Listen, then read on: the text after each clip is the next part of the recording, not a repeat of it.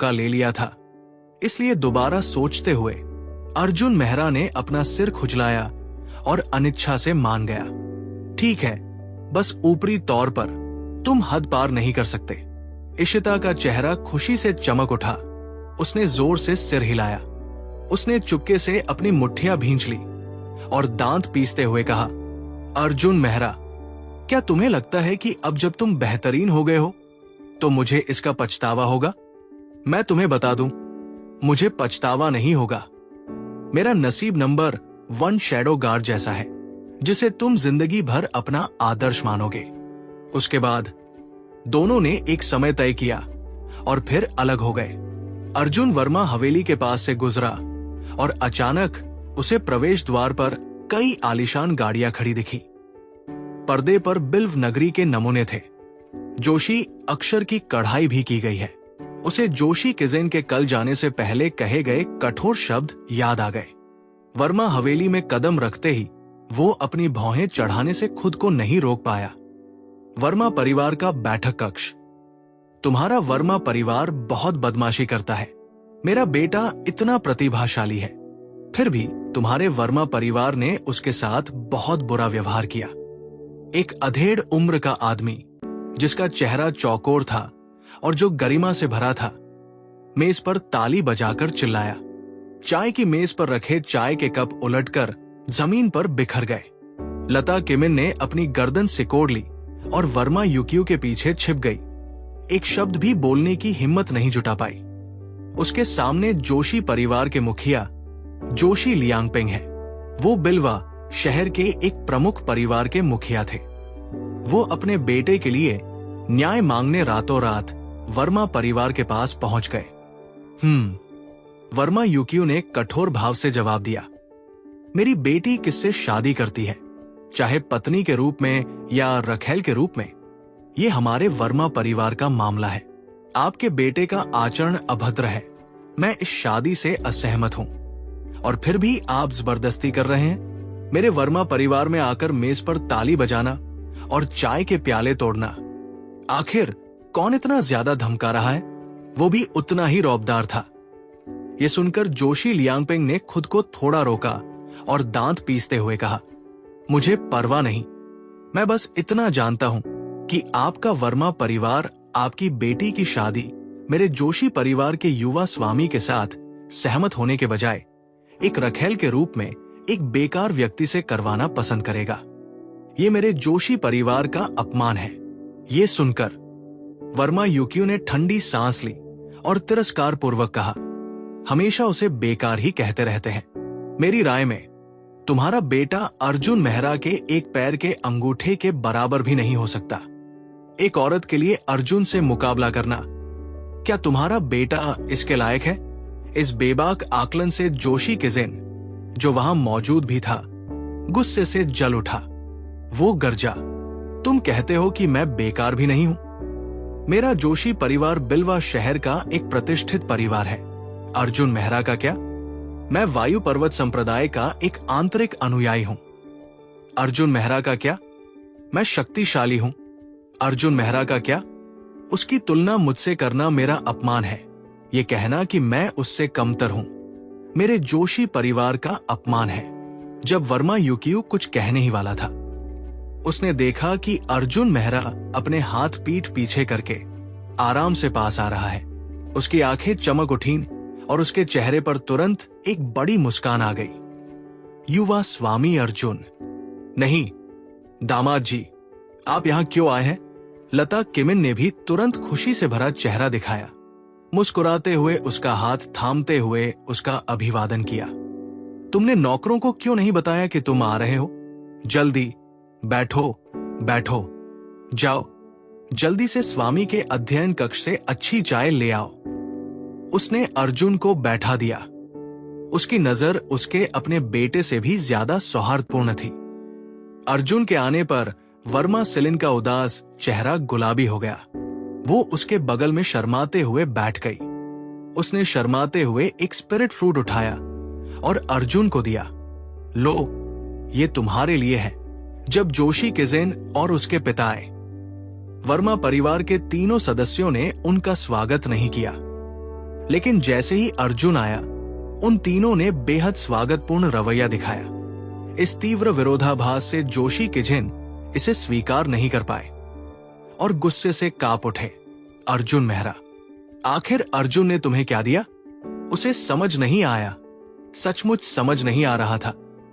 एक निकम्मा जिसका वायु पर्वत संप्रदाय में प्रवेश का भाग्य उसके हाथ में था। वर्मा परिवार उसके साथ इतना आदरपूर्वक व्यवहार क्यों कर रहा था? जोशी लियांगपेंग भी इस तीव्र विरोधाभास से उत्तेजित होकर गुस्से से हंस पड़े।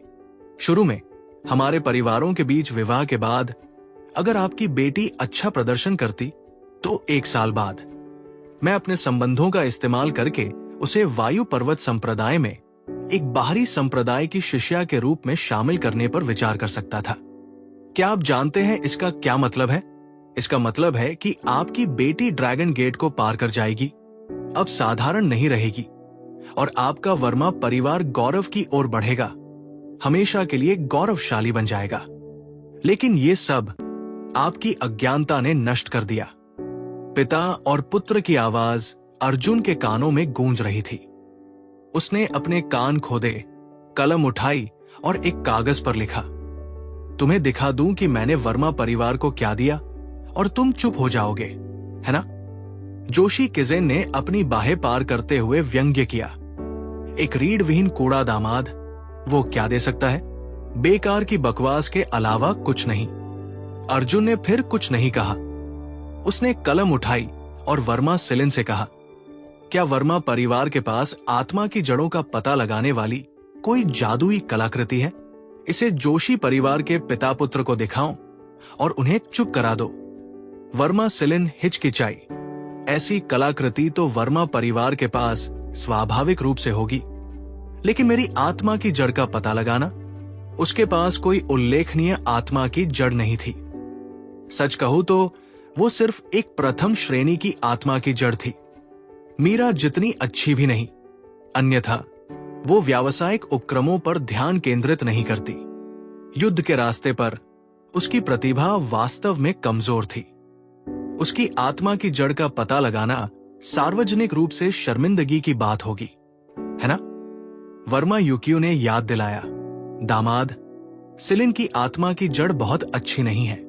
जोशी परिवार के पिता पुत्र के सामने इसका परीक्षण करना क्या ये अपमानजनक नहीं होगा?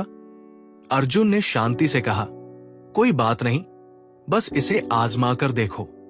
ये वर्मा युकियो और वर्मा सिलिन ने एक दूसरे को देखा।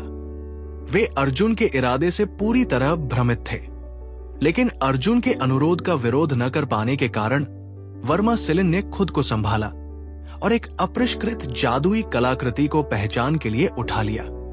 उसने शर्मिंदगी से अपनी दयनीय रूप से कमजोर आध्यात्मिक शक्ति उसमें डाल दी। जल्द ही कलाकृति के केंद्र से प्रकाश की एक किरण निकली, जो डिस्क के ऊपर शब्दों की एक पंक्ति में संघनित हो गई। जोशी किजेन ने व्यंग्य किया, पता नहीं ये बेकार चीज मुझे क्या दिखाना चाहती है। देखना है कि वर्मा सिलिन की आत्मा जड़ कितनी नीची है। आखिरी है शब्द वो जोर से नहीं बोल सका। उसकी आंखें धीरे धीरे सदमे से चौड़ी हो गई। उसका चेहरा मानो किसी भूत को देख रहा हो। भयभीत हो गया। जोशी लियांगपेंग भी बहुत हैरान हुआ। 6ठी श्रेणी की आत्मा जड़, ये कैसे हो सकता है? वर्मा सिलिन स्पष्ट रूप से पहली श्रेणी की आत्मा जड़ थी। ये अचानक 6ठी श्रेणी की आत्मा जड़ कैसे बन गई? वर्मा युकियो, वर्मा सिलिन और लता किमिन सभी वही दंग रह गए। वर्मा सिलिन को विश्वास नहीं हुआ और उन्होंने फिर से परीक्षण किया। नतीजा अभी भी 6ठी कक्षा का स्पिरिट रूट। पिताजी, क्या मेरे पास भी 6ठी कक्षा का स्पिरिट रूट है? बिल्कुल निर्जला नगर की सबसे प्रतिभाशाली इशिता रेड्डी की तरह। वर्मा युकियो की दाढ़ी उत्साह से कांप उठी। क्या ये पूर्वज अपनी आत्मा दिखा रहे हैं? लता किमिन इतनी खुश हुई कि उनकी आंखों से आंसू बहने लगे। स्वर्ग की आंखें हैं, स्वर्ग की आंखें हैं। हमारे वर्मा परिवार के पास अब एक मार्शल पद का प्रतिभाशाली व्यक्ति है। उनके आश्चर्य का सामना करते हुए अर्जुन ने कलम उठाते हुए बस हल्की सी मुस्कान दी। अब क्या आपको पता है कि मैंने वर्मा सिलिन को क्या दिया था? ये नोट देखकर सभी ने आश्चर्य से अर्जुन की ओर देखा। जोशी किजे ने इसे स्वीकार करने से इनकार कर दिया, ऐसे बोल रहे हैं जैसे उसकी योग्यता बदलने के लिए आप ही जिम्मेदार हैं। अगर आप इतने शक्तिशाली हैं, तो आपके पास खुद एक स्पिरिट रूट क्यों नहीं है? लेकिन वर्मा परिवार के तीनों सदस्यों ने तुरंत प्रतिक्रिया व्यक्त की। कौन से पूर्वज अपनी आत्मा दिखा रहे हैं, कौन से स्वर्ग की आंखें हैं, ये स्पष्ट रूप से अर्जुन की मदद थी। वर्मा सिलिन को अचानक जेड के डिब्बे में रखी वो गोली याद आ गई जो अर्जुन ने उसे कल दी थी, और उसने उसे खाने के लिए विशेष रूप से कहा था। क्या ये कल वाली गोली थी? जोशी परिवार के सहायक ने, अर्जुन मेहरा ने थोड़ा सिर हिलाया। वरना क्या आत्मा की जड़ें धनिये की तरह अपने आप उगती हैं? इससे ये पुष्टि हुई कि वह गोली वास्तव में अर्जुन की थी। वर्मा सिलिन इतनी भावुक हो गई कि उनकी आंखें लाल हो गई। आप मुझ पर इतनी दयालु क्यों हैं? एक ऐसी गोली जो आत्मा की जड़ों को बदल सकती है। बिना सोचे कोई भी कह सकता था कि ये एक ऐसा अस्तित्व है जो स्वर्ग को चुनौती दे सकता है और भाग्य बदल सकता है। इसका मूल्य अथाह था, इसे कोई भी पैसा नहीं खरीद सकता था। उसका और अर्जुन का कोई अंतरंग संबंध भी नहीं था, फिर भी उसने उसे ये दे दी। अर्जुन ने लेखन ब्रश उठाया और कहा, चूंकि तुम और मैं एक औपचारिक पदवी रखते हो, तो क्या यह उचित नहीं होगा कि इसे तुम्हें दे दिया जाए? लेकिन मैं तो बस एक रखैल हूं। अर्जुन के मन में अपने प्रति गहरा सम्मान देखकर वर्मा सिलिन और भी भावुक हो गई। उन्होंने खुद को उनकी बाहों में समेट लिया और कहा, धन्यवाद अर्जुन। इस जीवन में सिलिन आपकी दयालुता को कभी नहीं भूलेगी और केवल आपके प्रति वफादार रहेगी। एक ऐसा पुरुष जो उसकी किस्मत बदल सकता है, चाहे वो उसका बदला किसी भी तरह चुकाए, वो ज्यादा नहीं होगा। उसकी बाहों में कोमल गर्माहट महसूस करते हुए अर्जुन का चेहरा लाल हो गया और वो समझ नहीं पा रहा था कि क्या करे। हालांकि वर्मा यूक्यू जोशी लियांगपेंग और उसके बेटे के बदसूरत चेहरों को देखते हुए बहुत खुश थे। अब क्या तुम अभी तक आश्वस्त हो? एक और साल अगर वो अच्छा प्रदर्शन करती है तो मैं अपनी बेटी को वायु पर्वत संप्रदाय की बाहरी संप्रदाय की शिष्या बनने में मदद करने पर विचार कर सकता हूं। माफ कीजिए जोशी परिवार, आप इस तथाकथित अवसर को अपने पास ही रख सकते हैं। अर्जुन मेहरा के यहां होने से मेरी बेटी सीधे वायु पर्वत संप्रदाय के आंतरिक संप्रदाय में प्रवेश कर सकती है। ये शब्द कहने के बाद वर्मा यूक्यू की छाती की घुटती हुई सांस आखिरकार थम गई, लेकिन जोशी लियांगपेंग को इससे बेहद अपमानित महसूस हुआ। उसने अपनी मुट्ठियां कस ली, उसकी आंखें गुस्से से चमक रही थी। वर्मा यूक्यू, तुम बार बार मेरे जोशी परिवार का अपमान करते हो। क्या तुम सचमुच सोचते हो कि मैं तुम्हारा कुछ नहीं कर सकता? ठीक उसी क्षण एक सरपट दौड़ते घोड़े की आवाज सीधे हवेली में घुस आई। एक सुंदर आकृति तेजी से घोड़े से उतरी। वो अय्यर क्षमा थी।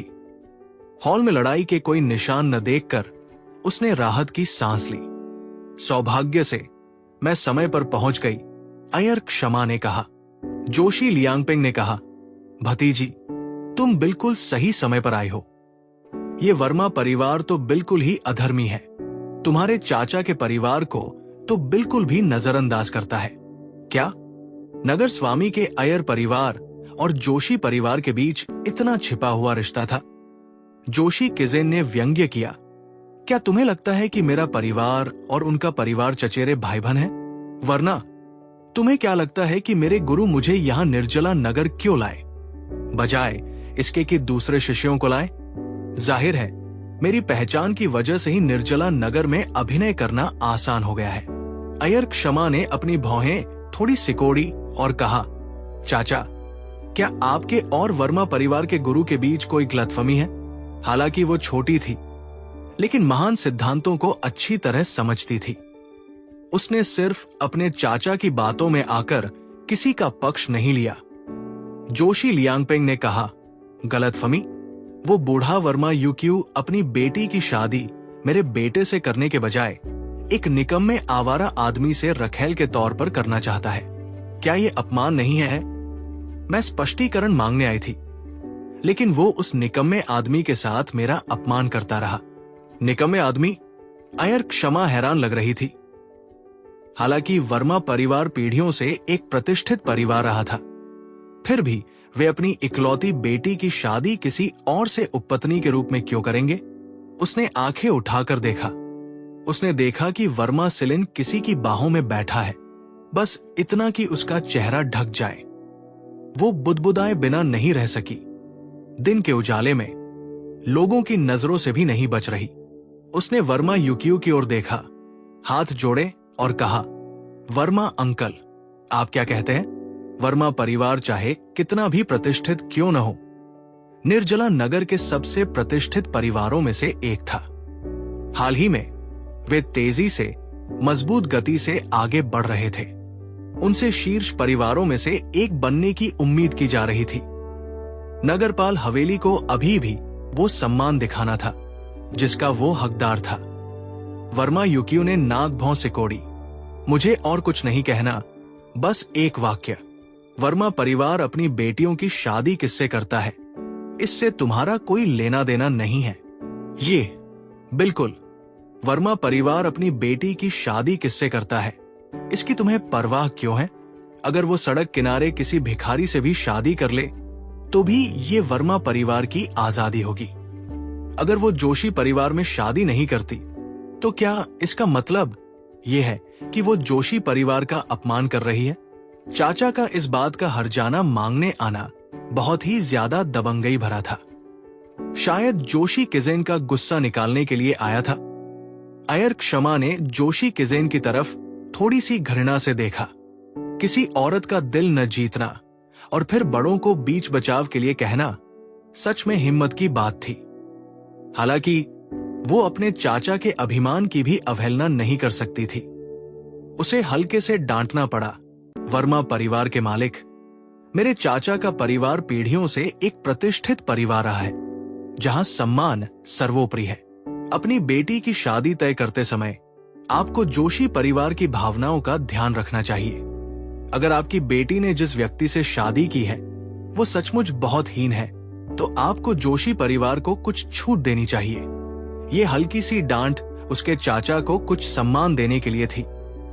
तब दोनों पक्ष मामले को शांत कर देते। इससे निपटने का यही सबसे अच्छा तरीका था। वर्मा युकियो ने नाक भौं सिकोड़ी और आगे कुछ न कहने का फैसला किया। उसे अयर क्षमा के इरादे भी समझ आ गए। अगर मामला ऐसे ही खत्म हो सकता है तो अयर क्षमा के डांटने से भी कोई फर्क नहीं पड़ता। बस अर्जुन इससे खुश नहीं था। उसने वर्मा सिलिन के कंधे पर हल्के से थपथपाया और वो शर्मा कर खड़ी हो गई। अर्जुन का चेहरा सामने आ गया। उसने लिखने का ब्रश उठाया और लिखा, मिस अयर, क्या सिलिन का मुझसे शादी करना वाकई इतनी बड़ी शिकायत है? अयर क्षमा अर्जुन का असली चेहरा देखकर हैरान रह गई। आश्चर्य से उसने कहा, अर्जुन मेहरा, क्या तुम हो? तुमने वर्मा सिलिन को रखेल बना लिया था? उसे अपनी आंखों पर यकीन ही नहीं हुआ। क्या मीरा रेड्डी को इस बारे में पता है? अर्जुन का मुंह थोड़ा सा फड़क उठा जब उसने लिखा। ये उसका फैसला था। ये अयर क्षमा स्तब्ध रह गई, कुछ पल के लिए अवाक। वो बस आहें भर सकी, ये महसूस करते हुए कि मीरा वाकई उदार है। आधिकारिक तौर पर शादी करने से पहले ही उसने अर्जुन को रखेल बनाने में मदद कर दी थी। तभी उसे एहसास हुआ कि उसने कुछ अनुचित कह दिया है और बोली, तो आप वर्मा परिवार के दामाद हैं। अच्छा, बात तो समझ में आ गई। अर्जुन नंबर 1 शैडो गार्ड के नाम से मशहूर था। न सिर्फ बेहद कुशल बल्कि काफी प्रतिष्ठित भी। इस मामले में जोशी किजेन की बराबरी करना नामुमकिन था। वो व्यंग्यात्मक मुस्कान के बिना नहीं रह सकी। चाचा जी, वर्मा परिवार द्वारा अपनी बेटी का अर्जुन मेहरा से उपपत्नी के रूप में विवाह करना आपका अपमान नहीं है। मैं सच कह रही हूं। चचेरे भाई की युद्ध क्षमता अर्जुन मेहरा से कमतर है। उसका नुकसान बेवजह नहीं है। क्या? ये सुनकर जोशी किजेन भड़क गया और उसकी भौहें गुस्से से उठ गई। चचेरे भाई, क्या तुम्हारी आंखें खराब है? मैं उससे कम कैसे हो सकता हूं? अयर क्षमा ने सिर हिलाया। चचेरे भाई, लोगों के बारे में मेरा नजरिया अभी भी सही है। तुम सच में अर्जुन मेहरा जितने अच्छे नहीं हो। जोशी लियांगपेंग क्रोधित होकर बोले, आप किसी बाहरी व्यक्ति की ओर से क्यों बोल रहे हैं? क्या आपको भी इस युवक से कोई स्पिरिट रूट बढ़ाने वाली गोली मिली थी?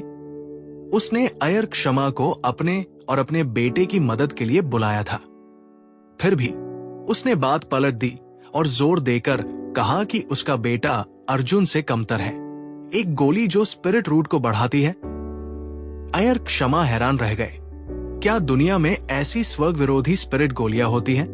वर्मा सिलिन ने अर्जुन के बचाव में एक प्रसन्न मुस्कान के साथ परीक्षण करने वाली जादुई कलाकृति उठाई। मिस अयर, देखिए।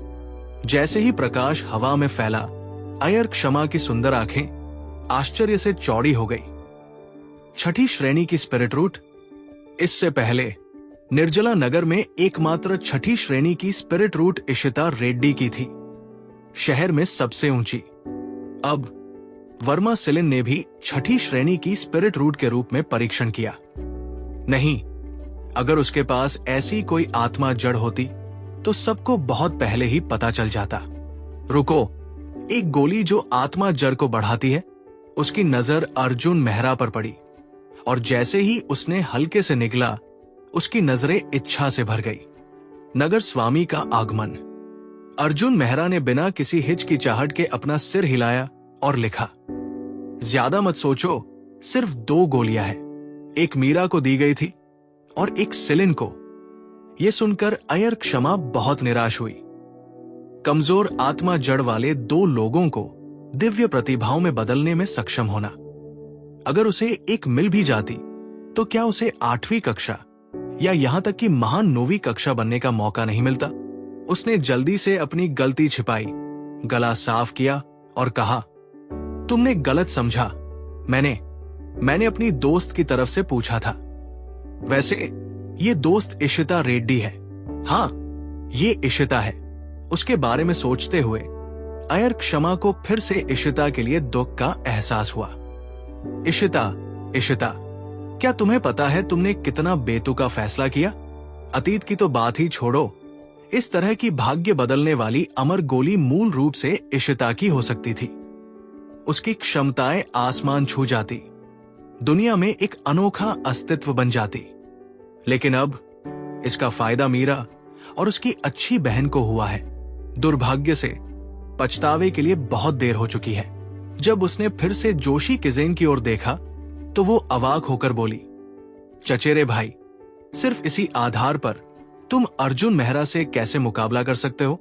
जब मैंने कहा कि तुम उसके सामने कुछ नहीं हो तो ये बेवजह नहीं था। हालांकि जोशी किजेन इसे कैसे स्वीकार कर सकता था? उसने अपनी मुट्ठियां भींच ली और चिल्लाया, चचेरे भाई, तुम जरूर अंधे हो। ऐसी कोई स्पिरिट पिल नहीं है जो स्पिरिट रूट्स को बढ़ा सके। जाहिर है वर्मा सिलिन के पास खुद छठी कक्षा का स्पिरिट रूट है। जोशी लियांगपेंग ने भी सच्चाई को नजरअंदाज करते हुए गुस्से से कहा, क्षमा, तुमने अपने चाचा को बहुत निराश किया है। एक बाहरी व्यक्ति की मदद करने के लिए तुमने अपने चाचा की गरिमा का भी अपमान किया। सौभाग्य से मुझे तुमसे कोई उम्मीद नहीं थी। मैंने तुम्हारे पिता को पहले ही सूचित कर दिया था। वर्मा यूक्यू के चेहरे के भाव बदल गए। वर्मा सिलिन की उपस्थिति ज्यादा मायने नहीं रखती थी, क्योंकि वो केवल नगर स्वामी के भवन की बेटी थी और उसका प्रतिनिधित्व नहीं करती थी। इसके अलावा अयर क्षमा हमेशा अपनी समझदारी और विवेक के लिए जानी जाती थी। लेकिन अयर जिफेंग अलग थे। वो एक नगर स्वामी थे जिनके पास ये तय करने का अधिकार था कि वर्मा परिवार शहर में रह सकता है या नहीं। वर्मा यूक्यू को और भी बेचैनी इस बात से हुई कि अयर परिवार के मुखिया होने के नाते अयर जिफेंग निश्चित रूप से लाभ को प्राथमिकता देंगे, निष्पक्षता या अन्याय को नहीं। अयर परिवार के लिए जोशी परिवार के साथ रिश्तेदारी बनाए रखना सबसे बड़ा फायदा था। कल्पना की जा सकती है कि अयर जिफेंग के आने के बाद स्थिति कैसी होगी। अय्यर क्षमा गुस्से से भर गई। तुमने मेरे पिता को इस बात के लिए यहां बुलाया? वो वर्मा परिवार के लिए भी चिंतित थी, और उससे भी ज्यादा अर्जुन मेहरा के लिए। नंबर 1 शैडो गार्ड की पहचान उनकी नजर में बहुत अहम थी, लेकिन शायद उनके पिता नगरपाल के लिए नहीं। जोशी लियांगपिंग ने डांटा, अगर तुम में जरा भी समझ होती तो क्या मुझे तुम्हारे पिता को बुलाने की जरूरत पड़ती? और बात सिर्फ वर्मा परिवार की नहीं है। तुम्हारे पिता को तुम्हें व्यवहार सिखाना होगा। इतना बड़ा आदमी, फिर भी इतना नासमझ। Klopp Klopp. तेज टापों की आवाजें आने लगी। गार्ड कैप्टन और कई गार्डों से घिरे अय्यर जिफेंग वर्मा परिवार में तेजी से घुस आए। वर्मा यूकियो कैसे लापरवाही बरत सकता था? वो तुरंत आगे बढ़कर अभिवादन करने लगा। वर्मा यूकियो नगर स्वामी का स्वागत करते हैं। अय्यर जिफेंग ने उसकी ओर देखा। अपने हाथ पीठ के पीछे करके हॉल के बीचों बीच मजबूती से खड़े होकर गहरी दमन की भावना से भरते हुए, मैं वर्मा परिवार के स्वामी से ऐसा शिष्टाचार बर्दाश्त नहीं कर सकता। वर्मा यूकियो के मुंह में कड़वाहट का स्वाद आया और उसने जल्दी से कहा, नगर स्वामी, कृपया मुझे विवरण बताने दीजिए। कौन जानता था? अय्यर जिफेंग ने बिल्कुल भी नहीं सुना। उसने हाथ हिलाया और घुरघुराते हुए कहा, मुझे पहले से ही पता है, तुम्हें इसे दोहराने की जरूरत नहीं है। वो जोशी परिवार का खुलकर समर्थन कर रहा था। अय्यर क्षमा इसे बर्दाश्त नहीं कर सके और बोले, पिताजी, चीजें वैसी नहीं है जैसा चाचा ने कहा था। दरअसल चचेरा भाई दूसरों जितना कुशल नहीं था और अपनी हार स्वीकार नहीं कर पा रहा था। कृपया इसमें शामिल न हो। कहीं ऐसा न हो कि हम नगरपाल के महल को शर्मिंदा कर दें। अय्यर जिफेंग ने जोर से खर्राटे लिए और चिल्लाया, चुप रहो और एक तरफ खड़े हो जाओ। उसने मन ही मन आह भरी। वो जोशी परिवार के चरित्र से कैसे अनजान था? वे बिलवा शहर में कुख्यात उपद्रवी थे। हालांकि उसकी बेटी अभी छोटी थी। एक बड़े परिवार के रूप में न्याय प्राथमिकता नहीं थी। ये परिवार का मूल हित था। इसलिए भले ही वो जानता था कि वर्मा परिवार के साथ अन्याय हुआ है, उसे जोशी परिवार का समर्थन करना ही था। वर्मा यूकियो, तुमने जोशी परिवार का अपमान किया है और तुम्हें इसका हिसाब देना होगा। अय्यर जिफेंग ने बेतुका और दबंग अंदाज में कहा, मैं तुम्हें 2 विकल्प देता हूं। पहला, वर्मा परिवार निर्जला नगर छोड़ दे। दूसरा, अपनी बेटी वर्मा सिलिन का विवाह जोशी परिवार से कर दो।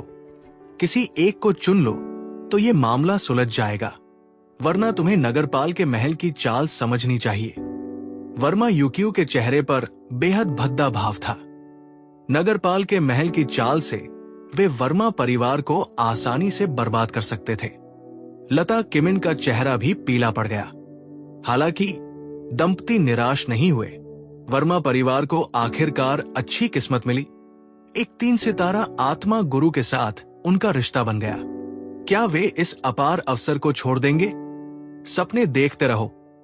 जहां तक निर्जला नगर छोड़ने की बात है तो ऐसा ही हो। 3 सितारा आत्मा गुरु के समर्थन से वर्मा परिवार की भविष्य की स्थिति एक छोटे से निर्जला नगर तक सीमित नहीं रह सकती थी। अगर वे अभी नहीं गए तो बाद में तो जरूर जाएंगे। इसलिए बिना किसी हिचकिचाहट के वर्मा यूकियो ने दृढ़ता से कहा, हमें अनुमति देने के लिए नगर स्वामी, धन्यवाद। हमारा वर्मा परिवार रातों रात निर्जला नगर छोड़ देगा। जहां तक मेरी बेटी की शादी जोशी परिवार से करने की बात है, मेरी बेरुखी माफ करना, वे अयोग्य है।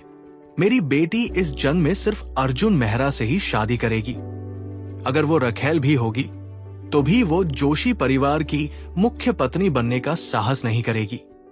इस साहसिक और निर्णायक रवैये ने जोशी परिवार के पिता पुत्र को गुस्से से भर दिया। उन्होंने वर्मा परिवार पर कड़ा प्रहार करने के लिए नगर स्वामी को बुलाया, लेकिन इसका उल्टा असर हुआ और वर्मा परिवार ने न जाने क्यों इतना कठोर रुख दिखाया। झुकने से बेहतर है कि पूरा परिवार ही चला जाए। इससे अय्यर जिफेंग भी मुश्किल में पड़ गए। निर्जला नगर के 2 कीमिया परिवार, शर्मा परिवार, पहले ही जा चुके थे। अगर वर्मा परिवार भी चला गया तो भविष्य में गोलियां कौन देगा? लेकिन उन्हें रुकने के लिए कहना बहुत बड़ी बदनामी होगी। ठीक इसी समय अर्जुन मेहरा ने वर्मा युकियो को दिलासा देने के लिए एक नोट उठाया। वैसे भी किसी बड़े शहर में जाना बेहतर है। निर्जला नगर बहुत छोटा है।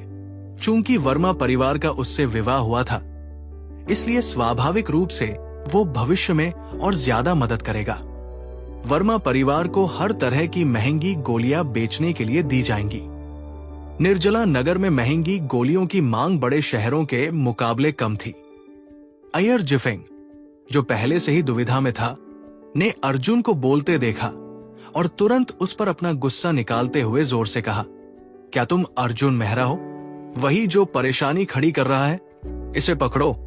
इससे ठीक से पूछताछ करो कि वो क्यों परेशानी खड़ी कर रहा है और दो बड़े परिवारों के वैवाहिक गठबंधन को बिगाड़ रहा है। अर्जुन को पकड़कर वो जोशी परिवार का गुस्सा शांत कर सकता था और वर्मा परिवार को लापरवाही बरतने से रोक सकता था। एक तीर से दो निशाने। उसके बगल में खड़े गार्ड कैप्टन ने तुरंत अपना रहस्यमयी लौह ब्लेड निकाला और बड़े कदमों से अर्जुन की ओर चल पड़ा। बिना ध्यान दिए उसने उसका कंधा पकड़ लिया। बेटे, घुटने टेक और समर्पण कर। अर्जुन अब अपना पुराना रूप नहीं रहा।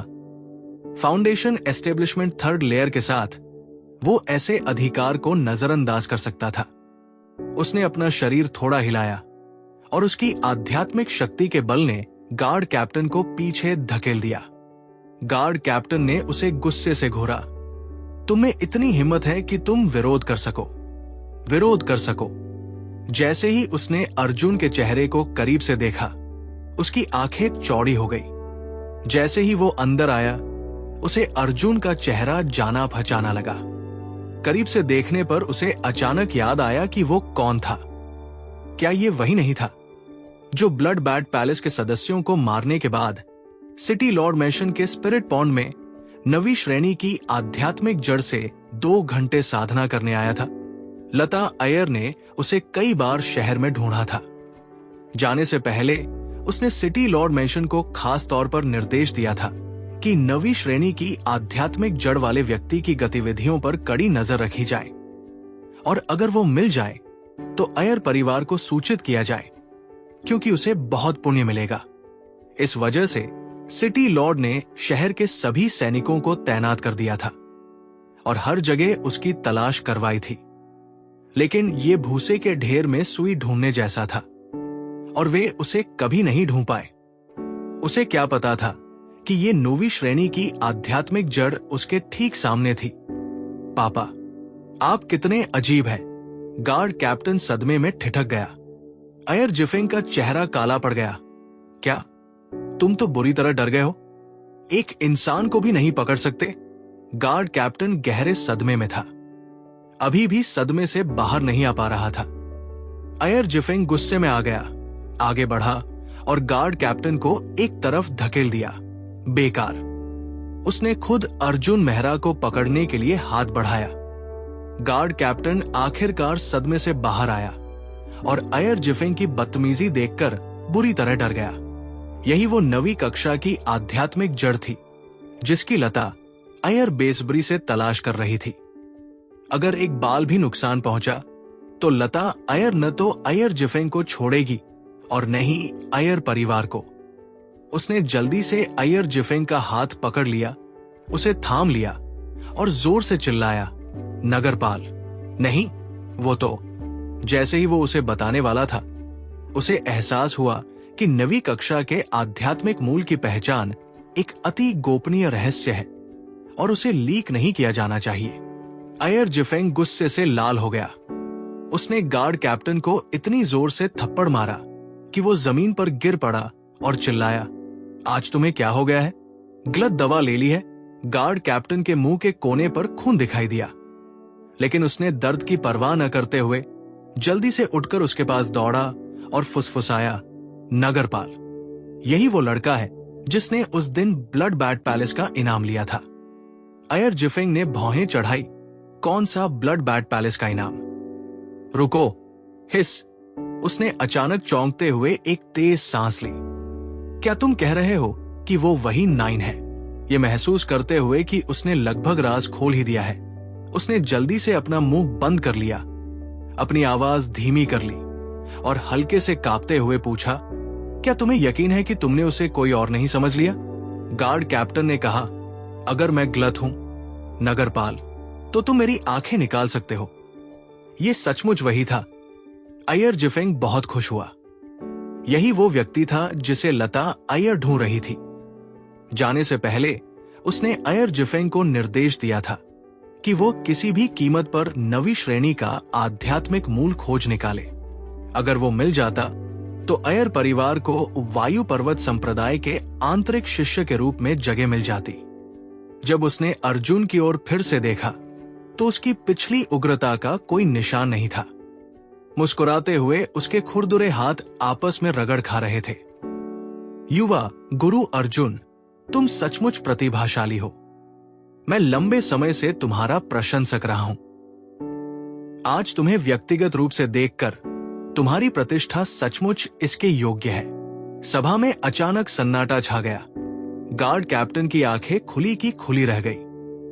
वो हमेशा से सोचता था कि चापलूसी करना ही उसकी खूबी है, लेकिन नगर स्वामी के चेहरे का भाव देखकर उसे एहसास हुआ कि उसे अभी बहुत कुछ सीखना बाकी है।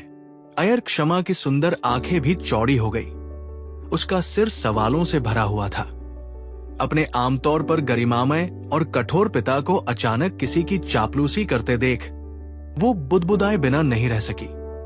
पिताजी, आप मुझे बहुत अजीब लग रहे हैं। जोशी लियांगपेंग और जोशी किजेन के पिता पुत्र, उनके उपहासपूर्ण भाव अचानक जम गए। वातावरण में अचानक आए इस बदलाव को बिना पलक झपकाए देखते रहे। वर्मा यूक्यू और लता किमिन ने एक दूसरे को देखा। उन्हें ये बेतुका लगा। नगरपाल के उग्र रवैये में अचानक इतना नाटकीय मोड़ क्यों आ गया? यहां तक कि अर्जुन, जो इस मामले में शामिल था, भी अपनी नाक छूने से खुद को नहीं रोक पाया, ये सोचकर कि क्या नगरपाल का कोई दोहरा व्यक्तित्व है। नगरपाल, ये क्या है? अय्यर जिफेंग को जरा भी अजीब नहीं लगा। उन्होंने हाथ जोड़कर कहा, यह सब एक गलतफहमी थी, एक गलतफहमी। चूंकि आपने वर्मा परिवार की बेटी से उपपत्नी के रूप में विवाह किया है, तो ये कोई बड़ी बात नहीं है। ये कहते हुए उसने अपनी जेबें टटोली। काफी मशक्कत के बाद आखिरकार उसने एक जेड पेंडेंट निकाला जो वो हमेशा अपने साथ रखता था। उसने उसे वर्मा सिलिन के हाथ में थमा दिया। बेहद विनम्रता से, सिलिन, चाचा जल्दी में आए हैं और कुछ भी अच्छा नहीं लाए हैं। चाचा की तरफ से ये जेड पेंडेंट उपहार के रूप में ले लो। अय्यर क्षमा ने अपना मुंह चौड़ा किया। ये कोई साधारण जेड पेंडेंट नहीं था, बल्कि नगर स्वामी का जेड ताबीज था। आम लोग या सैनिक इस जेड ताबीज को देखकर मानो नगर स्वामी को देख रहे हों। आमतौर पर उसे भी उसके पिता ने उसे छूने की इच्छा के लिए डांटा था। वो तो इसे सीधे वर्मा सिलिन को दे रहे थे। वर्मा सिलिन ने भी जेड पेंडेंट का महत्व समझा, डर गए और जल्दी से मना कर दिया। नगर स्वामी, मैं इसे स्वीकार नहीं कर सकता। मैं इसे कैसे ले सकता हूं? अय्यर जिफेंग का चेहरा कठोर और नाराज था। मैं और तुम्हारे पिता भाई जैसे हैं, इसलिए तुम मेरी आधी बेटी हो। तुम क्या नहीं ले सकती? मैंने कहा था, ले लो, उसने कहा और उसे बेरुखी से उसकी हथेली में थमा दिया। वर्मा यूक्यू हक्का बक्का रह गया। तुम्हारा भाई कौन है? हम तो आमतौर पर एक दूसरे को इतनी अच्छी तरह जानते भी नहीं हैं। हालांकि नगरपाल को अपने पक्ष में देखकर वो अनिच्छा से मान गया। सिलिन, बस इसे स्वीकार कर लो, इसे मत निकालो, वरना इसे खो दोगे। वर्मा सिलिन ने अनिच्छा से स्वीकार किया। धन्यवाद नगरपाल। क्या नगरपाल? मुझे पालक पिता कहो। आज से मैं तुम्हें अपनी धर्मपुत्री मानूंगा। अय्यर जिफेंग ने पद पर ऊपर चढ़ना चाहा और कहा, अब से जो भी तुम्हें और वर्मा परिवार को तंग करेगा, वो मेरे अय्यर परिवार के खिलाफ जा रहा है। भला पालक पिता, वर्मा यूक्यू ने आंखें घुमाई। तुम्हें सच में हालात का फायदा उठाना आता है। अर्जुन मेहरा एक 3 स्टार सोल मास्टर थे। भविष्य में उनसे थोड़ा सा भी जुड़ाव समृद्धि सुनिश्चित कर सकता था। ये देखते हुए कि अर्जुन अभी बड़े नहीं हुए थे, एक शक्तिशाली सहयोगी का होना बुरा नहीं था। उन्होंने सिर हिलाया। सेलिन, नगर स्वामी तुम्हें अपनी धर्मपुत्री मान रहे हैं, क्या तुम्हें उनका धन्यवाद नहीं करना चाहिए? वर्मा सेलिन उलझन में घुटनों के बल झुकी और झुकी। सेलिन पालक पिता को नमस्कार करती है। अयर जिफेंग खुश हुए और उसे उठाते हुए बोले, वाह वाह, अब से हम एक परिवार हैं। वर्मा सेलिन के प्रति अयर जिफेंग का स्नेह देखकर अयर क्षमा को अचानक एक अजनबी सा महसूस हुआ। अपने परिवार को खोने का एहसास हुआ। ऐसा क्यों हो रहा था? भले ही उसके पिता को अर्जुन का सबसे बड़ा राज, नंबर 1 शैडो गार्ड, पता चल गया हो, तो उसे जेड ताबीज देने या उसे धर्मपुत्री मानने के लिए प्रेरित नहीं होना चाहिए था, है ना? क्या ऐसा हो सकता है कि नंबर 1 शैडो गार्ड अर्जुन के राजों में से एक हो, और कुछ राज ऐसे भी थे जिनके बारे में उन्हें पता नहीं था? वो खुद को अर्जुन की तरफ शक भरी नजरों से देखे बिना नहीं रह सकी। अर्जुन मेहरा, क्या तुम मुझसे कुछ छिपा रहे हो? ये सुनकर अयर जिफेंग और वर्मा युकियू दोनों चौंक गए। अयर जिफेंग ने सोचा, क्या 9वीं कक्षा के आध्यात्मिक मूल की पहचान उजागर हो सकती है? वर्मा युकियू ने सोचा, क्या 3 सितारा आत्मा गुरु की पहचान उजागर हो सकती है? दोनों ने अयर क्षमा को घूरा, जिससे वो डरकर चुप हो गई और आगे कुछ पूछने की हिम्मत नहीं जुटा पाई। अयर जिफेंग को वर्मा परिवार के साथ घुल मिलकर एक परिवार बनते देख जोशी लियांगपेंग को अपनी आंखों पर विश्वास नहीं हुआ। बड़े भाई अयर, आप बाहरी लोगों की मदद कैसे कर सकते हैं? तभी अयर जिफेंग को एहसास हुआ कि जोशी परिवार अभी भी वही है। उन्होंने अधीरता से हाथ हिलाया। सुना नहीं? वर्मा परिवार और मेरा अयर परिवार अब एक परिवार है। बेहतर होगा कि आप बिलवा नगर लौट जाएं। वर्मा परिवार को परेशान मत करो, उनकी शांति भंग मत करो। जोशी लियांगपेंग गुस्से से बोले, तुम्हारा क्या मतलब है? वर्मा परिवार ने हमें धमकाया और तुम इसे परेशानी पैदा करना कहते हो? क्या तुम अभी हमें रिश्तेदार मानते हो? अयर जिफेंग ने अर्जुन की ओर देखा और फिर जोशी किजेन की ओर। एक 9वीं श्रेणी का आध्यात्मिक मूल था, दूसरा सिर्फ 4थी श्रेणी का आध्यात्मिक मूल, और उनके बीच के मतभेद लगभग बेमेल थे। ऐसे में क्या चुनाव करने की कोई जरूरत थी? अगर हम रिश्तेदार नहीं हैं तो क्या होगा? अयर जिफेंग ने बिना किसी हिचकिचाहट के कहा, अब से अयर परिवार और जोशी परिवार का कोई रिश्ता नहीं रहेगा। जो चाहो करो, लेकिन निर्जला नगर में कोई उपद्रव मत करना, वरना तुम और तुम्हारा बेटा आसानी से नहीं जा पाओगे। इससे जोशी किजेन भड़क गया। ठीक है, ठीक है, क्या तुम सब अर्जुन मेहरा को खजाना समझते हो? कल मैं तुम्हें दिखाऊंगा कि मैंने उसे कैसे कुत्ते की तरह पीटा। इतना बेशर्म कि वो वायु पर्वत संप्रदाय में भी नहीं घुस सकता। वो गुस्से से दहाड़ा और चला गया। जोशी लियांगपेंग ने भी दांत पीसते हुए कहा, अयर जिफेंग, मैं देखता हूं कल तुम्हारा चहेता अर्जुन मेहरा खुद को कैसे शर्मिंदा करता है। इशिता रेड्डी का प्रेमी होने का नाटक करते हुए अयर जिफेंग ने भौहें सिकोड़ी। 9वीं कक्षा के आत्मा मूल की प्रतिभा के साथ यंत्र मंडल मंडप में प्रवेश ही काफी होगा।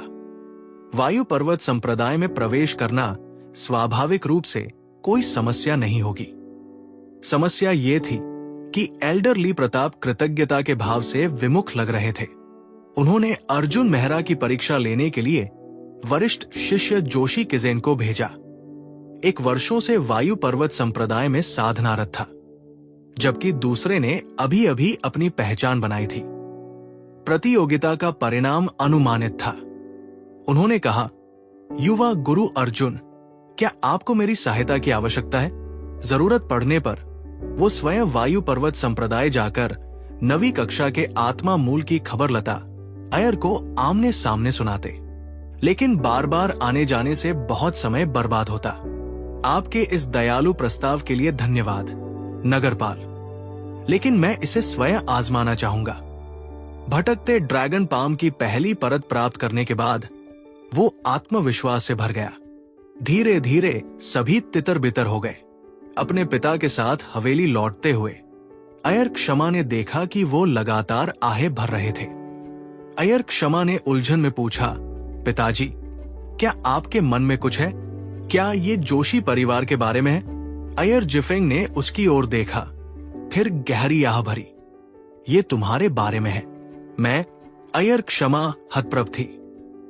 वो बचपन से ही स्वतंत्र थी और हालांकि असाधारण रूप से शीर्ष स्तर की नहीं थी, फिर भी उनका प्रदर्शन उत्कृष्ट था, है ना? उसके पिता को चिंता करने की क्या जरूरत थी?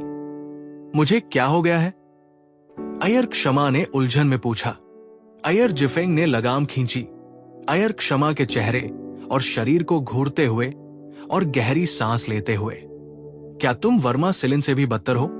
तुम्हारा रूप, रुतबा सब कुछ है। तुम्हारा व्यक्तित्व, वाणी और ज्ञान वर्मा सिलिन से कम नहीं है। लेकिन अर्जुन मेहरा ने जिस उपपत्नी को स्वीकार किया है वो वर्मा सिलिन है, तुम नहीं। अगर तुम होती तो कितना अच्छा होता। हालांकि उन्होंने वर्मा सिलिन को अपनी दत्तक पुत्री के रूप में अपनाया था। ये एक सगे ससुर होने से तुलना नहीं की जा सकती। जब बिलवा शहर के 8वीं कक्षा के आत्मा मूल वर्मा चंद्रकांत यंत्र मंडल मंडप के उप मंडप स्वामी बने, अर्जुन मेहरा के 9वीं कक्षा के आत्मा मूल के साथ वो इससे भी बदतर कैसे हो सकता था? ये एक ही छलांग में शीर्ष पर पहुंचने का मौका था। दुर्भाग्य से उनकी बेटी को ये सौभाग्य प्राप्त नहीं हुआ। अय्यर क्षमा ने शर्म और गुस्से से अपनी आकर्षक आंखें चौड़ी कर ली। पिताजी, आप क्या बकवास कर रहे हैं? मैं अर्जुन मेहरा से शादी करके उनकी रखेल कैसे बन सकती हूं? और तो और वो अर्जुन की केवल प्रशंसा करती थी, बिना किसी प्रेम भावना के। अगर होती भी तो उस पर गहन विचार करना पड़ता। आखिरकार रखेल बनने के लिए बहुत साहस की आवश्यकता होती है। उनकी प्रतिक्रिया देखकर अय्यर जिफेंग ने जांच की कि आसपास कोई तो नहीं है। फिर सच्चाई बताने के लिए अपनी आवाज धीमी की। अर्जुन मेहरा वही 9वीं कक्षा का आत्मा मूल है जिसे लता अय्यर ढूंढ रही थी। क्या? अय्यर क्षमा इतनी हैरान हुई कि वो लगभग अपने घोड़े से गिर पड़ी और आश्चर्य से बोली, पिताजी, इतनी जल्दबाजी में कुछ मत कहिए। 9वीं कक्षा का आत्मा मूल अर्जुन मेहरा कैसे हो सकता है? यंत्र मंडल मंडप सदियों से इसी विलक्षण प्रतिभा की तलाश में था। इससे पहले लू प्रताप एक बहुत बड़ी भूल कर चुका था। वे ऐसा मजाक और बर्दाश्त नहीं कर सकते थे। अय्यर जिफेंग ने कहा, यह बिल्कुल सच है। वरना क्या आपको लगता है कि वर्मा परिवार ने निर्जला नगर में अपनी सदियों पुरानी नींव को त्याग कर अपनी बेटी का विवाह उससे उपपत्नी के रूप में कर दिया? क्या मैं अर्जुन मेहरा की चापलूसी करने के लिए अपनी गरिमा त्याग दूंगी और वर्मा सिलिन को अपनी पालक पुत्री के रूप में अपनाऊंगी? एक के बाद एक उलझे हुए मामले तुरंत सुलझ गए। वो अचंभित रह गई। उसका हृदय आश्चर्य से भर गया। ऐसे व्यक्ति से उपपत्नी के रूप में विवाह करके वर्मा परिवार निश्चित रूप से बहुत ऊंचा लक्ष्य रख रहा था। अचानक उसे इशिता रेड्डी का ख्याल आया और वो गहरी सांस लिए बिना नहीं रह सकी। इशिता, तुम? उसे समझ नहीं आ रहा था कि क्या कहे। एक पति जिसके पास 9वीं कक्षा की आत्मा जड़ है जो उसकी बहन को दी गई है। अगर उसे सच्चाई पता चलती तो वो आत्महत्या तक पछताती, है ना? अचानक उसे याद आया, अरे नहीं, मैं तो लगभग भूल ही गई थी।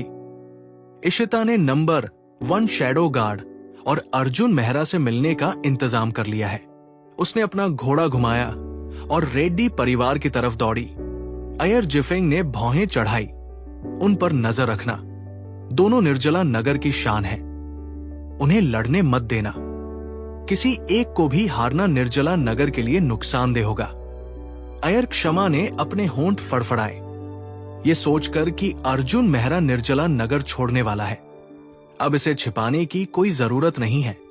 बिना पीछे देखे उसने कहा, Arjun Mehra number 1 shadow guard है। क्या? अय्यर जिफेंग हक्का बक्का रह गया। प्रसिद्ध नंबर 1 शैडो गार्ड असल में अर्जुन मेहरा ही था।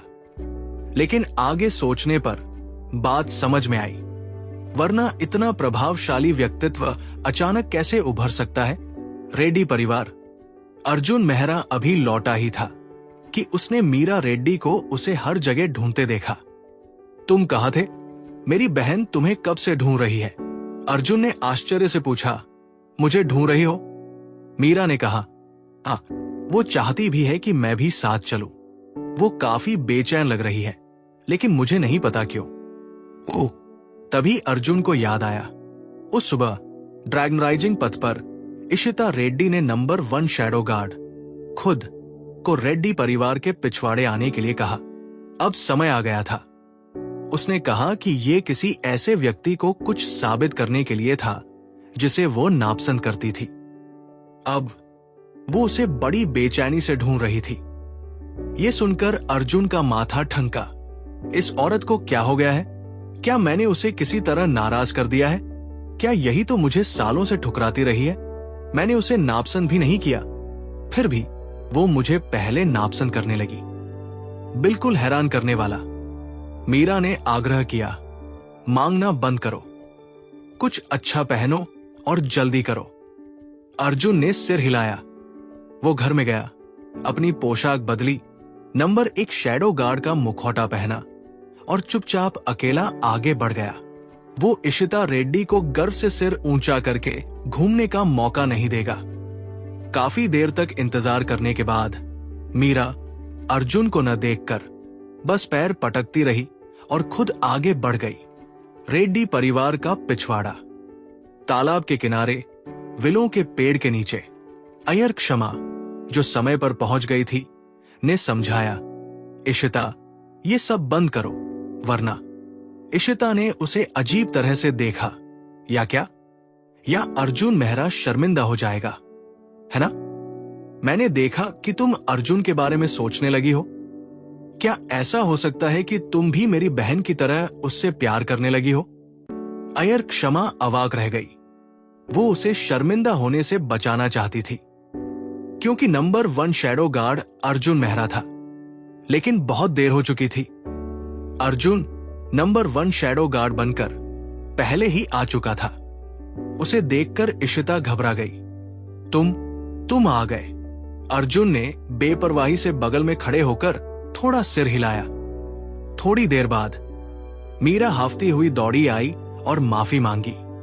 दीदी, अर्जुन अभी तक नहीं लौटा।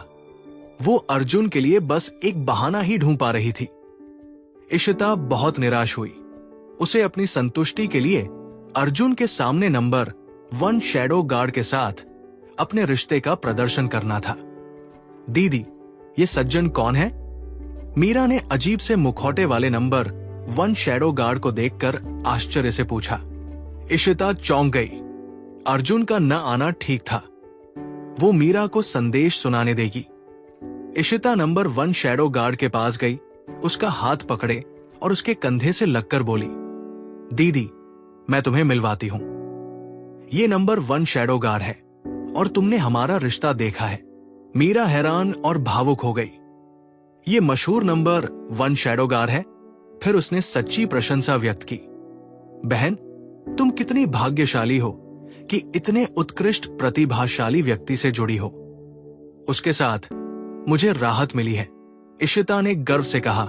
जाहिर है मैं इतनी उत्कृष्ट हूं, मेरे जीवन साथी में कोई कमी नहीं होगी। तो अर्जुन मेहरा से कहना कि वो कोई शिकायत न रखे। ऐसा इसलिए नहीं है कि मैं उसे नीची नजर से देखती थी, बल्कि वो सचमुच मेरे लिए कोई मुकाबला नहीं है। Number 1 shadow guard Arjun Mehra अवाक रह गए। शिकायत किसने रखी? उसे जरा भी परवाह नहीं थी, है ना?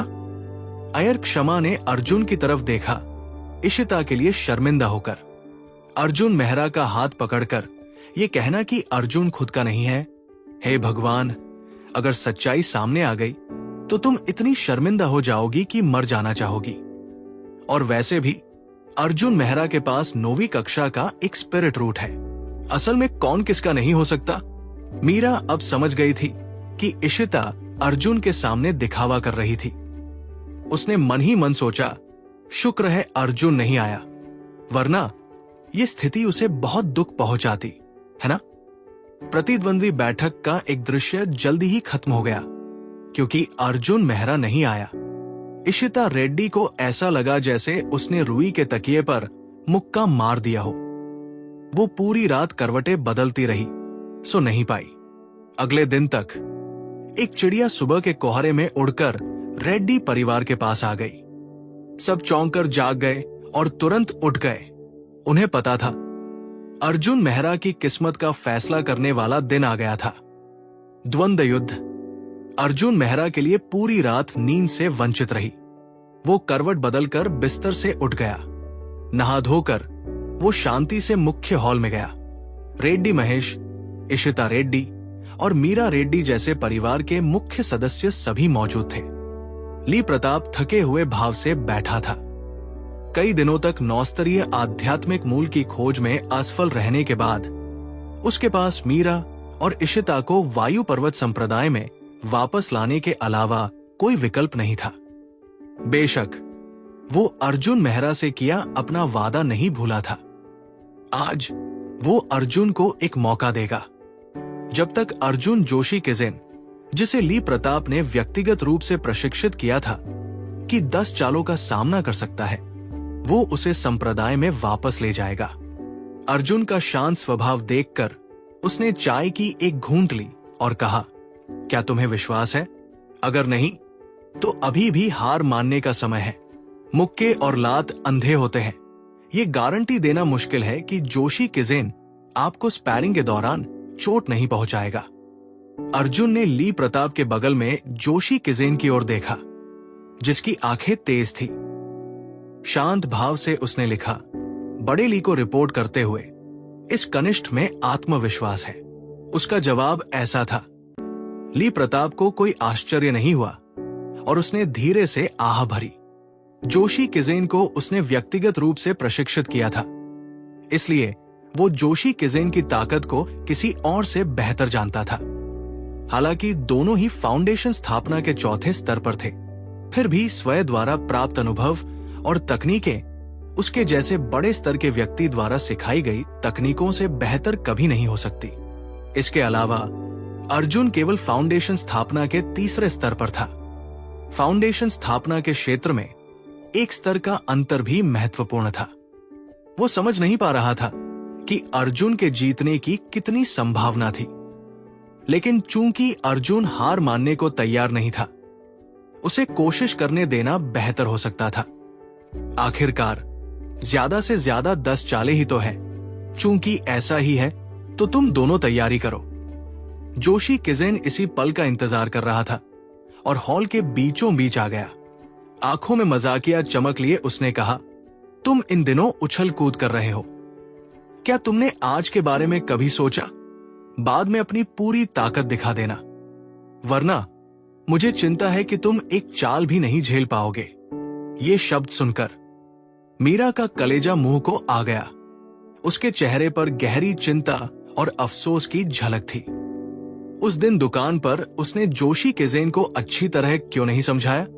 शायद वह अपने भाई बहन के रिश्ते की खातिर अर्जुन को थोड़ी उम्मीद देता। अब जोशी किजेन के लिए अर्जुन को जाने देना नामुमकिन था। नहीं, चिंता ये होनी चाहिए कि क्या जोशी किजेन इस मौके का फायदा उठाकर बेरमी दिखाएगा। रेड्डी महेश भी चिंता से भर गया था। उसने सुना था कि अर्जुन मीरा से एक उपपत्नी ले रहा है। दोनों के बीच संघर्ष एक असहनीय बिंदु पर पहुंच गया था। जोशी किजेन द्वारा अर्जुन को छोड़ देने की उम्मीद करना व्यर्थ लग रहा था। वे केवल अर्जुन की सुरक्षा के लिए प्रार्थना कर सकते थे। जीत या हार का सवाल ये भाग्य पर छोड़ दिया गया था। अर्जुन शांत रहा, मन ही मन लिख रहा था, तुम्हें अपनी चिंता करनी चाहिए। अगर तुम मुझसे हार गए तो सिर्फ तुम्हारा सम्मान ही नहीं जाएगा, बड़े ली की प्रतिष्ठा भी दांव पर है। ये शब्द देखकर ली प्रताप ने भौहें चढ़ाई और सख्ती से आदेश दिया, जोशी किजेन, मैंने तुम्हें क्या सिखाया है? किसी भी प्रतिद्वंद्वी को कभी कम मत समझना, विनम्र और सतर्क रहो। जब हम वापस लौटेंगे तो मैंने तुम्हें जो अंतर्दृष्टि सिखाई है उसे 10 बार दोहराना। जोशी किजेन कांप उठा, तुरंत झुक गया। जी हाँ गुरु, जब उसने फिर से अपना सिर उठाया तो उसकी नजर अर्जुन की ओर तीव्र क्रोध से भरी हुई थी। उसने दांत पीसते हुए अर्जुन को जमीन पर पटककर उसके मुंह पर रौंदने की इच्छा जताई। ली प्रताप ने देखा कि माहौल तनावपूर्ण था और मुकाबले का मूड बन गया था, इसलिए उसने सिर हिलाया और घोषणा की, मुकाबला शुरू। जैसे ही उनका अंतिम शब्द निकला, जोशी किजेन ने पहला वार किया। नींव स्थापना की पूर्ण चतुर्थ परत साधना का उपयोग करते हुए उन्होंने एल्डरली द्वारा व्यक्तिगत रूप से सिखाई गई पीले स्तर पर उच्च ब्लेड तकनीक का प्रदर्शन किया। 5 बाघों की आत्मा भंजक ब्लेड।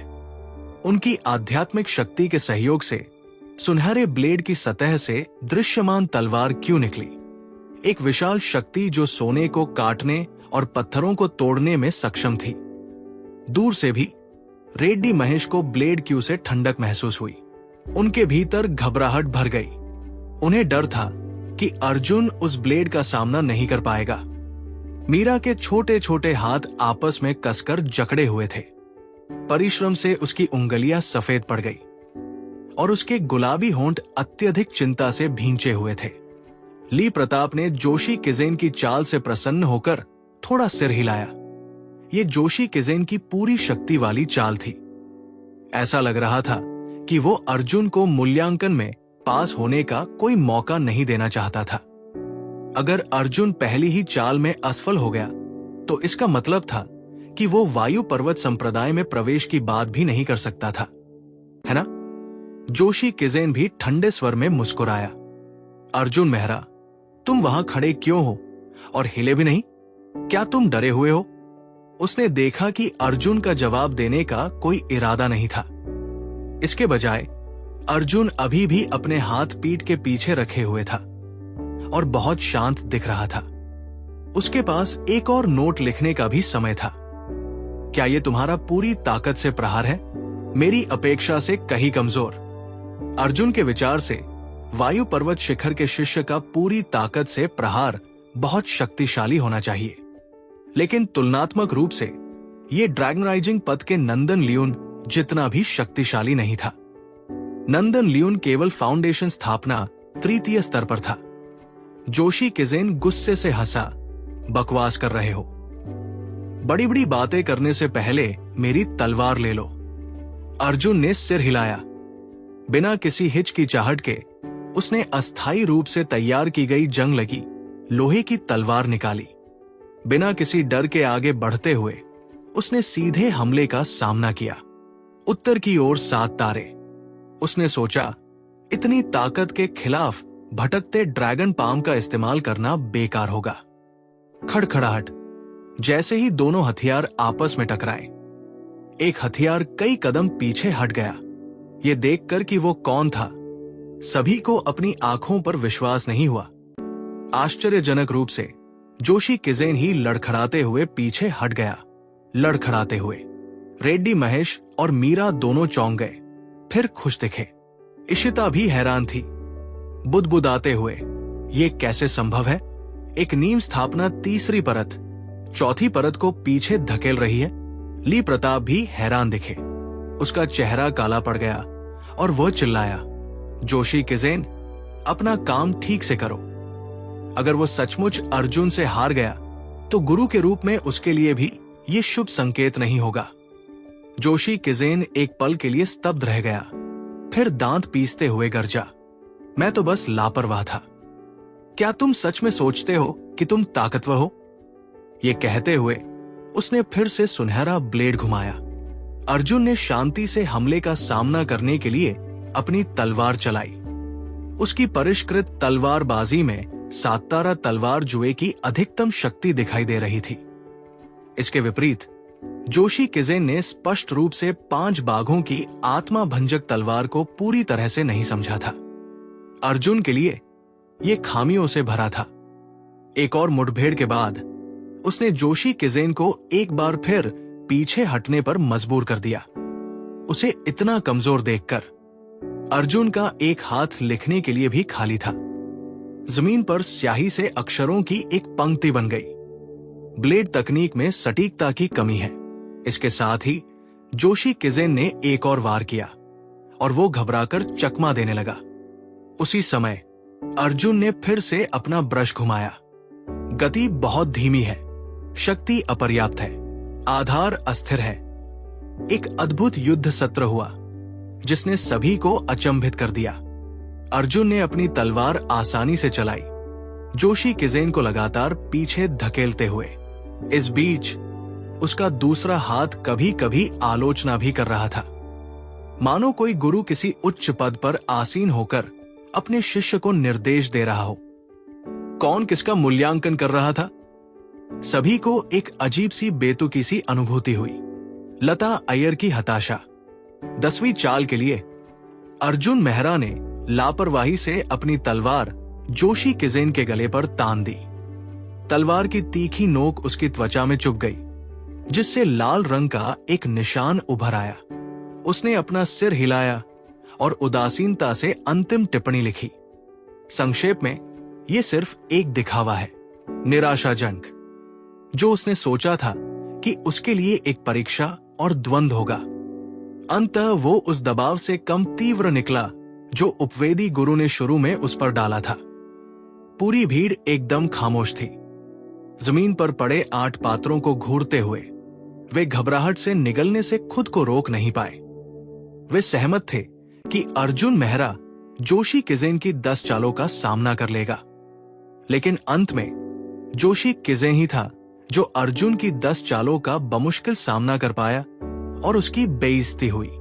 नहीं, यह स्पष्ट था कि अर्जुन पीछे हट गया, वरना जोशी किजेन 10 चालों में ही हार जाता। मीरा खुशी से रो पड़ी और उसकी बाहों में लिपट गई। अर्जुन, तुमने कर दिखाया, तुमने कर दिखाया। अब तुम भी वायु पर्वत संप्रदाय में शामिल हो सकते हो। उसका घुटन भरा बोझ आखिरकार उतर गया था। इशिता रेड्डी स्तब्ध खड़ी थी। अर्जुन मेहरा, अर्जुन इतना शक्तिशाली है? क्या वो बड़े भाई जोशी किजेन को आसानी से हरा सकता था? जोशी किजेन को भी यकीन नहीं हो रहा था। वो खाली आंखों से अपनी गर्दन से गिरती खून की बूंद को घूर रहा था। वो हार गया, किसी ऐसे व्यक्ति से हार गया जिसे वो कचरा समझता था। नामुमकिन, ये मुमकिन नहीं हो सकता। वो कैसे हार सकता है? जैसे ही अर्जुन ने उससे मुंह मोड़ा, उसके दिल में क्रोध भर गया और डर दूर हो गया। अचानक उसने स्वर्ण तलवार उठाई और अर्जुन की पीठ पर जोर से वार करते हुए चिल्लाया, अरे छोटे जानवर, मैं नहीं हारा। लेकिन अर्जुन को पहले से ही इसका अंदाजा था। उसके जैसा घिनौना कायर इतनी आसानी से हार नहीं मानेगा। वो चुपके से अपनी चाल की तकनीक तैयार कर रहा था और तलवार की आवाज सुनते ही उसने तुरंत उसका इस्तेमाल किया। मीरा को पकड़कर उसने आसानी से एक तरफ से वार को चकमा दे दिया। साथ ही उसने बिना किसी हिचकिचाहट के उसके चेहरे पर लात मारी। धमाका। जोशी किजेन का जानलेवा वार चूक गया। वो इस लात से कैसे बच सकता था? उसे लात मारी गई। वो पीछे की ओर गिरा और जमीन पर जोर से गिर पड़ा। उसके मुंह से खून बहने लगा। रेड्डी महेश ने गुस्से से यह दृश्य देखा और गुस्से से डांटते हुए कहा, जोशी किजेन, तुम एक आंतरिक संप्रदाय के अनुयायी हार स्वीकार नहीं कर सके और छिपकर हमला करने लगे। तुम्हें जरा भी शर्म नहीं आती? ली प्रताप भी बहुत अपमानित महसूस कर रहा था। उसने जोशी किजेन को जमीन से उछाल दिया, जिससे वो छत पर जा गिरा और दर्द से तड़पता हुआ वापस नीचे गिर पड़ा। उसका चेहरा डर से गंभीर हो गया। बेकार। हारना पहले ही काफी शर्मनाक था। हार स्वीकार न कर पाना और चुपके से हमला करने की कोशिश करना और भी बुरा था। चुपके से हमला करने के बाद पिटना और भी बुरा था। मैंने ऐसे बेशर्म शिष्य को कैसे सिखाया? मीरा, इशिता, अपना सामान पैक करो और अभी मेरे साथ आओ। वो वहां और नहीं रुक सका। मीरा ने उसके अप्रिय भाव देखे और डरते हुए पूछा, गुरु, अर्जुन का क्या होगा? ली प्रताप ने गुस्से से अर्जुन की तरफ देखा। उसका मूल इरादा अपने शिष्य को कठिनाई का एहसास होने पर अर्जुन को पीछे हटने देना था। इसके बजाय इससे गुरु के रूप में उसे शर्मिंदा होना पड़ा। अर्जुन के प्रति उसके मन में अच्छी भावनाएं कैसे हो सकती थी? लेकिन एक प्रतिष्ठित बुजुर्ग होने के नाते वादा करने के बाद वो उसे कैसे पूरा नहीं कर सकते थे? थोड़ी देर सोचने के बाद उन्होंने जवाब दिया, हालांकि उनकी ताकत बहुत ज्यादा है, लेकिन आखिरकार उन्होंने संदिग्ध तरीकों से अपनी क्षमता का जरूरत से ज्यादा इस्तेमाल किया है। मैं उन्हें शिष्य के रूप में स्वीकार नहीं कर सकता, लेकिन मैं उन्हें वायु पर्वत संप्रदाय में वापस लाऊंगा। अगर वहां कोई बुजुर्ग उन्हें पसंद करता है तो वो आंतरिक संप्रदाय का शिष्य बन सकते हैं। अगर कोई उन्हें पसंद नहीं करता तो वो बाहरी संप्रदाय का शिष्य बनेंगे। वायु पर्वत संप्रदाय के शिष्यों को मोटे तौर पर 3 श्रेणियों में विभाजित किया जा सकता है: सच्चे उत्तराधिकारी, आंतरिक संप्रदाय और बाह्य संप्रदाय। पहले 2 संप्रदाय के कुलीन सच्चे शिष्य हैं। हालांकि बाद वाले को शिष्य भी कहा जाता है, लेकिन वे मूलतः श्रमिक हैं। जब तक आप पैसा खर्च करने या कुछ साधन जुटाने को तैयार हैं, तब तक आप बाह्य संप्रदाय के शिष्य की पहचान प्राप्त कर सकते हैं। बाह्य संप्रदाय के शिष्यों की संप्रदाय के मूल संसाधनों तक पहुंच नहीं होती। वे केवल वायु पर्वत संप्रदाय के लिए निःशुल्क श्रम करने के लिए वहां होते हैं। मीरा का चेहरा बदल गया, लेकिन ली प्रताप के पिछले वादे को याद करते हुए उन्हें एहसास हुआ कि ये अर्जुन के लिए वायु पर्वत संप्रदाय में शामिल होने का एक अवसर मात्र था। उसे शिष्य के रूप में स्वीकार करने का कोई वादा नहीं किया गया था, इसलिए उन्हें आगे कोई आपत्ति नहीं थी। हालांकि अर्जुन प्रसन्न था। बहरहाल वायु पर्वत संप्रदाय में प्रवेश करने से उसे संसाधनों तक पहुंचने का मौका मिलेगा। प्रवेश न करने का मतलब था कोई मौका ही नहीं। धन्यवाद एल्डरली। ली प्रताप ने सिर हिलाया। आप भी अपना सामान पैक कर लीजिए, हम जल्द ही निकलेंगे। अर्जुन की नजरें इधर उधर घूमी और उसने कहा, मैंने सुना है कि वर्मा परिवार की बेटी वर्मा सिलिन के पास 6ठी कक्षा की एक आत्मा जड़ है। एल्डरली, क्या आप उसे शिष्य बनाने में रुचि रखते हैं? 6ठी कक्षा? ली प्रताप अचंभित रह गया। निर्जला नगर जैसे छोटे शहर में इतने सारे उच्च स्तरीय आत्मा जड़ कैसे हो सकते हैं? निर्जला नगर जैसे छोटे दूरस्थ शहर में एक भी 6ठी कक्षा की आत्मा जड़ मिलना बेहद सौभाग्यशाली माना जाता था। अब एक के बाद एक कई दिखाई देने लगी। अर्जुन ने कहा, एल्डरली, आप अपने शिष्य जोशी किजेन से इसके बारे में पूछ सकते हैं। ली प्रताप ने तुरंत उसकी ओर देखा। जोशी किजेन ने कुछ भी छिपाने की हिम्मत न करते हुए दर्द से सिर हिलाया। हाँ, ये 6ठी कक्षा की आत्मा जड़ है, लेकिन इसका अर्जुन मेहरा से कोई लेना देना नहीं है। उसने जल्दी से कहा। उसे डर था कि कहीं अर्जुन को इससे कोई फायदा न हो जाए। बकवास, क्या अर्जुन उसे आत्मा जड़ दे सकता है? ली प्रताप ने उसे घूरा और उत्साह से सफेद सारस पर सवार होकर वर्मा परिवार की ओर उड़ चला। अर्जुन ने भी जोशी किजेन को ठंडी नजर से देखा। जब तक वर्मा सिलिन भी वायु पर्वत संप्रदाय में जा सकता था, उसे किसी फायदे या नुकसान की परवाह नहीं थी। ली प्रताप के जाने के पल को भांपते हुए जोशी किजेन का चेहरा नफरत से तमतमा गया।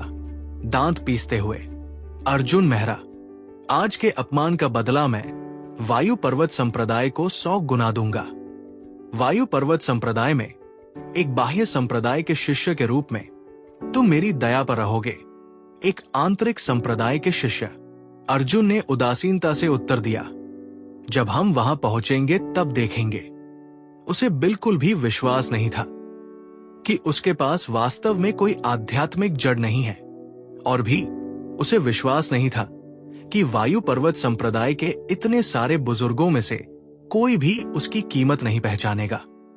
थोड़ी देर बाद ली प्रताप हंसी से लबालब वर्मा सिलिन के साथ लौटा। हाँ, हालांकि हमें इस बार 9वीं श्रेणी की आध्यात्मिक जड़ नहीं मिली, लेकिन लाभ बहुत बड़ा है।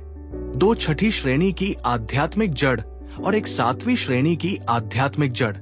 संप्रदाय के पुराने लोग ईर्ष्या से जल उठेंगे। हाँ, चलो चले। सभी उसके पीछे पीछे उड़ते हुए जानवर पर कूद पड़े और आकाश में उड़ गए। इस बीच वायु पर्वत संप्रदाय में, महामंडप में, सांप्रदायिक गुरु शिखर पर लता अय्यर अपने पिता सांप्रदायिक गुरु की डांट सुनकर उदास दिख रही थी। 3 सितारा आत्मा गुरु न मिलना एक बात है, ऐसा अस्तित्व हमारे वायु पर्वत संप्रदाय में शायद ही कभी आता।